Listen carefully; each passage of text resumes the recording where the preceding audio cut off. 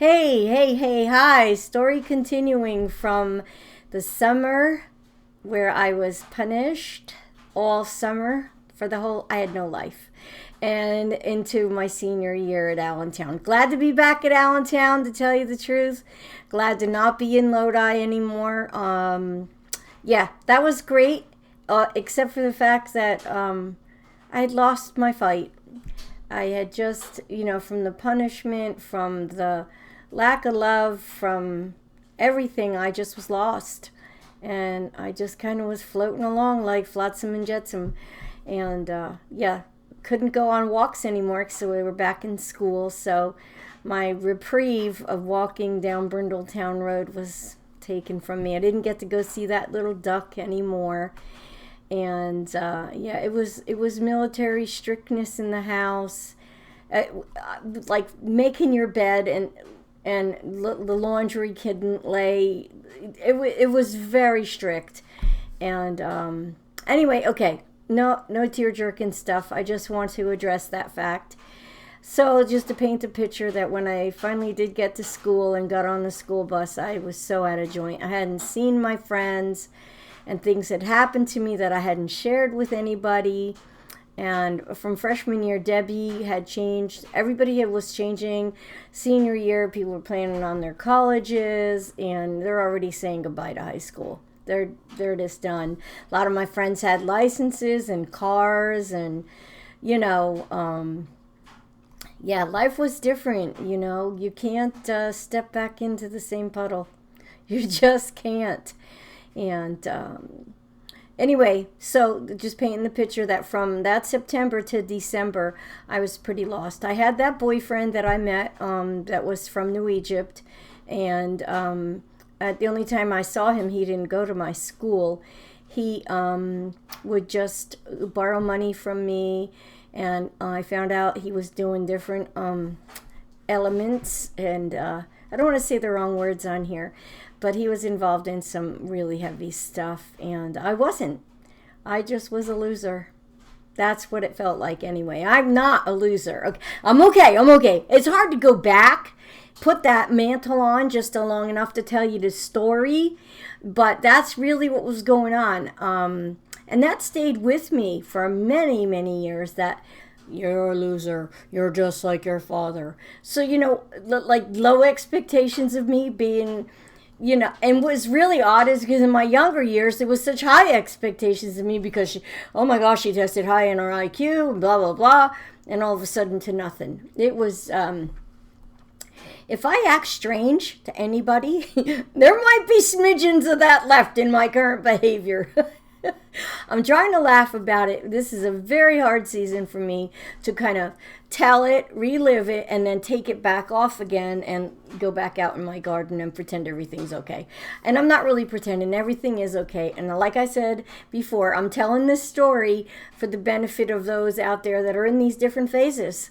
You're dealing with whatever happened with your parents, with the remarriages, and your behavior and your brokenness and your struggle with your parent wounds, either a mother wound or a father wound or both. I mean, it's hard to navigate that stuff. It's hard enough to navigate things even when you're okay. So could you imagine when you're like on emotional crutches, you're trying to get through, and you make a mistake, and then you're branded by that mistake. And you're wounded, and you're young, and so those are the people that this is for. So if you're not wounded, or you're not coming out of something, or you're not working on your recovery, you're probably not going to understand me, and you're not going to understand, and you're probably not my audience. My audience is the wounded, and just to give them a hope that they can get through it. And if it gets to the right place, or if you're seeing this and you know somebody who is wounded, that's probably who should be watching this.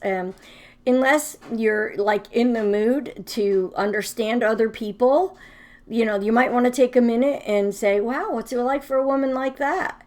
Because you might have somebody in your family like me, and you shove them away. They're gone. They're out of your vision. And maybe you happened on my video because you're supposed to think about that person. Like I said, I'm not the only one that's wounded out there. I'm just able, by the grace of the Almighty, to put this mantle on of this year that this happened and talk about it and then remove it from myself. And that didn't happen by accident. That happened by a lot of hard work. And if you watched any of my videos, I'm always telling people to do their work. Okay, so we're at 5 minutes, and I just want to re-emphasize that you need to do your work. Now, moving on, from September to December of that year, I went downhill completely. I wound up, my grades dropped. I wasn't getting A's anymore. I was getting C's and D's. And not because I was stupid or I didn't know stuff. It's just like I cut class. I didn't care. I would get on the school bus and then, I would leave school property. My mom thought I was at school, and I was turning into one of the bad kids. The kids that don't, all I was at school for was to say hi to my friends and take off. And like, who would have thought that years before? I just got that way.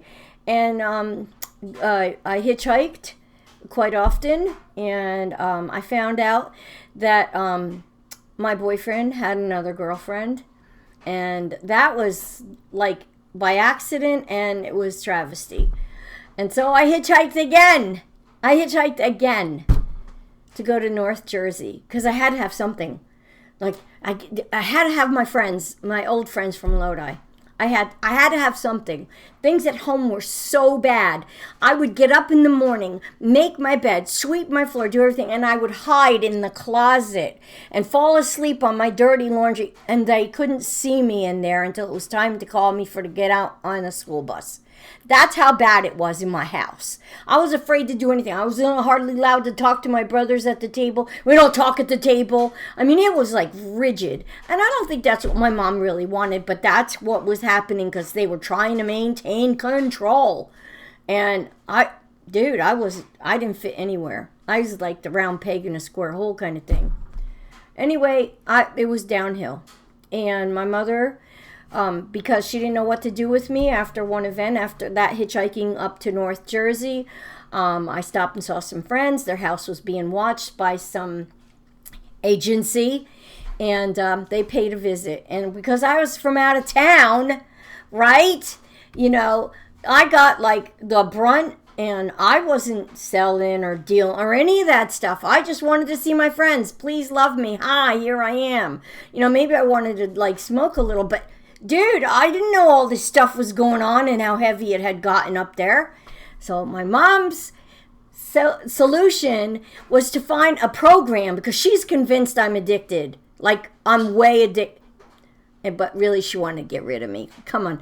And you know what? Maybe she was right to get rid of me. I don't know, because I don't know now that I'm older and I raised kids of my own. That getting rid of thing is like, I don't know what to do with this. Somebody help me. Okay, they're not going to help me. Let's get it gone.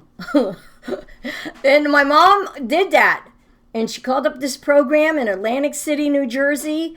And she picked me up from North Jersey after all that kerfuffle happened. And she drove me right to Atlantic City. Don't stop, go and collect your $200 on a Monopoly board. You're not going back to the house. You're never to see your brothers. You're a bad influence. Da-da-da. Oh my God, are you kidding? Now it's permanent. Now it's like we were required reading was the Scarlet Letter, and now I had it. It was a big L for loser, because you're just like your father. Nah, I really wasn't just like my father. The truth is, I just wanted somebody to want me. I laugh about it, but it's a sad thing. Anyway, I got to the program in Atlantic City, and that'll be on the next video, because they wanted me, and they were good to me. All right, more later.